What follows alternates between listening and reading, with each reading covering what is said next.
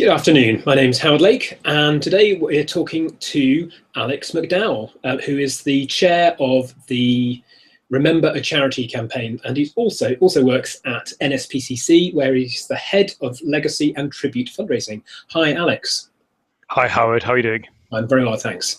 I noticed that the Remember a Charity consortium posted a manifesto for legacy fundraising in the running up to this month's general election. Do you want to share what the manifesto called for? Yeah, we had four calls, and they were really in line with our ongoing strategy for what we believe is, and we feel we know is the right way to grow legacy giving in the UK. There were four broad areas we covered. We talked about legacy giving incentives for all supporters and donors.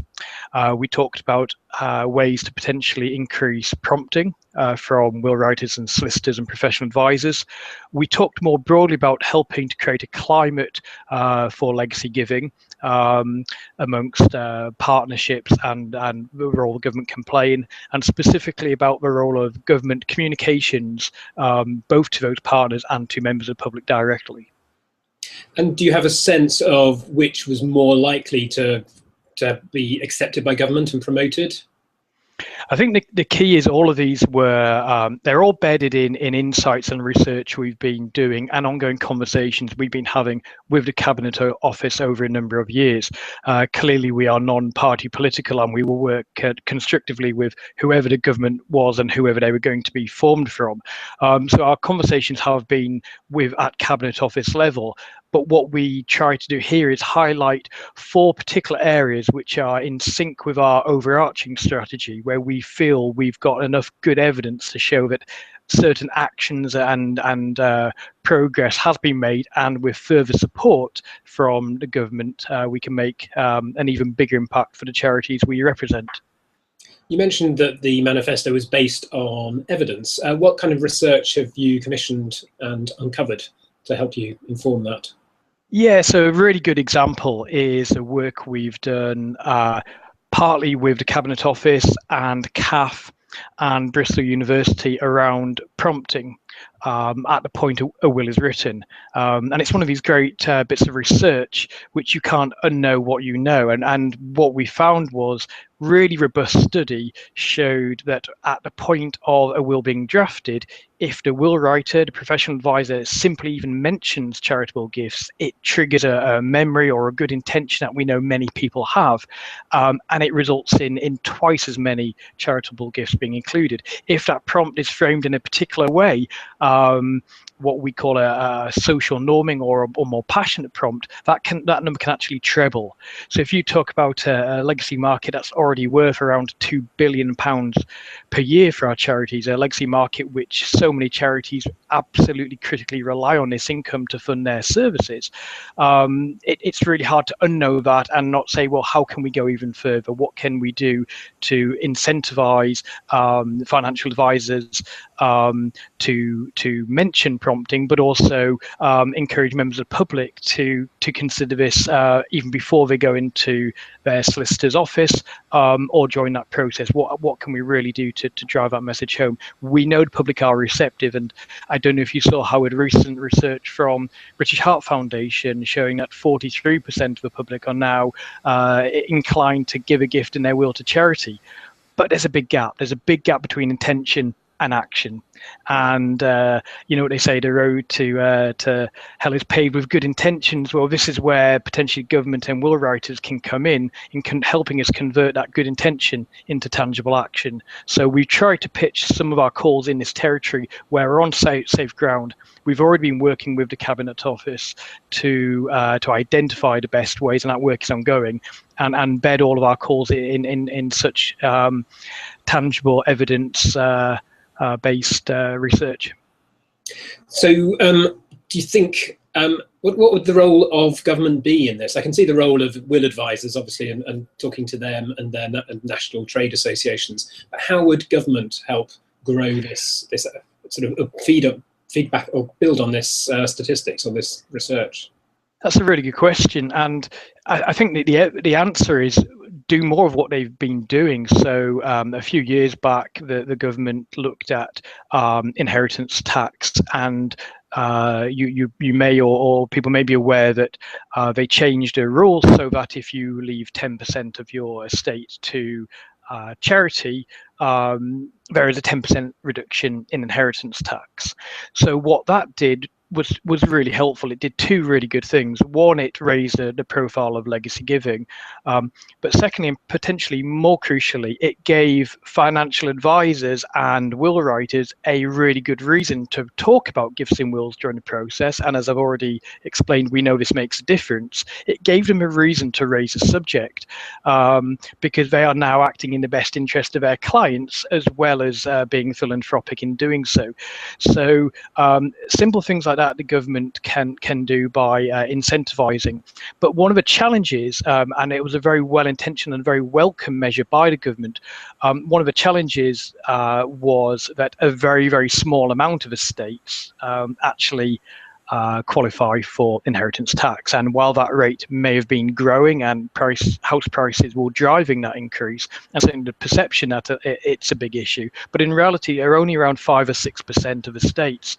And that was before the Conservative pledge to reduce inheritance tax further and then increase the allowance to £1 million.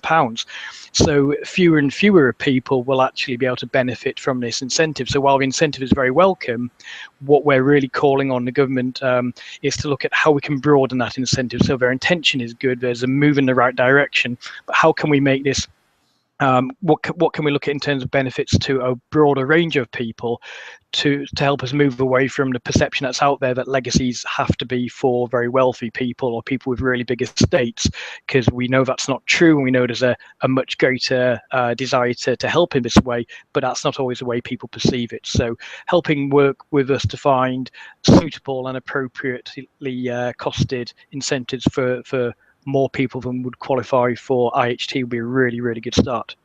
Okay, yes, which obviously is the work of government. If for any reason they don't play ball and you don't get what you want, are there any other alternatives that the Remember a Charity consortium will be focusing on to grow legacy income? Absolutely. We are already working with organisations like the Law Society and individual solicitor firms. We have a campaign supporter scheme, for example. So while the government action might help incentivise it, the conversation will go on with the partners who can actually deliver the prompts regardless. So this would be hugely beneficial, but it won't be the only way to achieve the change we want. So ongoing work with solicitor partners, will writing, community, financial advisors, and beyond. And working with employers could be a really, really important next step as well, both in terms of normalising it. We've seen significant changes in ways that companies, certainly large employers, have to make workplace pensions available. Well, we think there's a communication opportunity here in terms of driving not only will writing in general as a way of providing for responsible employers for their staff, particularly those who have death in service benefits, but also encourage will writing and seeding and normalising legacy giving through that process. So we think there's opportunities with employers and will writing community as well. And I have to say, we're getting really, really good support from both. The number of solicitors and will writers who now regularly prompt is around 65%, say they always or sometimes prompt, and that's gone up significantly since in the last 12 years since Remember Charity been tracking it. So we're making really good progress, and we've got a target of 75% by 2020. So we're well on course to reaching that, but there's work still needs to be done. That's very encouraging to see. There are more than one channel of just sort of focusing on solicitors and legal advisors. The corporate one is new to me, so that's very, very encouraging. You also run an annual event promoting leaving a legacy to charities to the public, Remember a Will Week. What are the plans for this year? Do you have anything to share up front? Yeah, I don't want to reveal too much, but Yeah, if you recall from last year, we had a really engaging theme around living legends, and we really liked this, and more importantly, the public and our partners and our members really enjoyed it as well. It was a really positive message where we're talking about living legends, and highlighting the fact it might sound quite obvious, but gifts in will's not actually about death. You have to be alive to write your will. You have to be alive to leave the gift, and we're highlighting the living legends of people who are doing quite extraordinary things for charity, but juxtaposing that with actually you don't need to go to quite such extremes to do an amazing thing, to be legendary, to the causes you passionately care about, and we know so many people do. So we're using the living legend hook again. It will be slightly different, it will be an evolution, but it'll be more in that territory of really warm, positive stories that we know our members can use, adapt, take in their own direction to their own audiences and really support, but actually a strong national media hook hopefully as well, to really engage people around the importance of gifts in wills to the sector in general, but also to the causes which our members represent. And when does the week kick off this year? So it's the second week of September, and more information can be found on our website. Remember, www.rememberacharity.org.uk. But if anyone has any questions about how they can get involved, whether they're an existing member or they'd like to be a member, we'd very much welcome communication. There's still time to get involved, and we'd really like as many people as possible to engage in it. I think it's with so many charities that are reliant on legacy income, and the opportunities we feel are with a gap between good intentions and actions, we can't turn our back on what could be and is already a really crucial income stream. So the more we work together, and remember, charity focusing on things that an individual charity maybe can't do alone, I think we can have a really big impact. So yes, tell me more about the different members that you have. I think you've got 140 charity members in the consortium. Are they all just the major ones, or do you have smaller charities as well? No, I'm really proud to say it's a really broad range. We have from really local grassroots organisations all the way through to the likes of CR UK, British Heart Foundation, and that's really, really important. And we're getting more members from arts organisations, heritage as well, museums and the like. And this is really crucial, and it links to our work with government as well, and our raison d'etre to do what no single charity can do alone.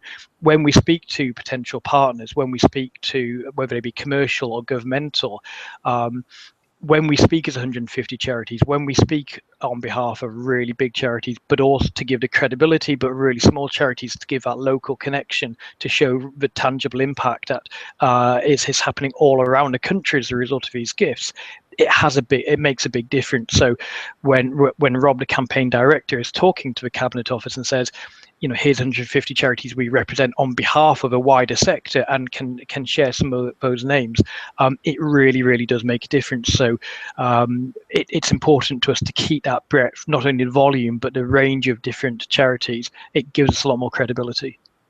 Okay, Alex McDowell from Remember a Charity, thank you very much indeed. Thank you very much, Howard.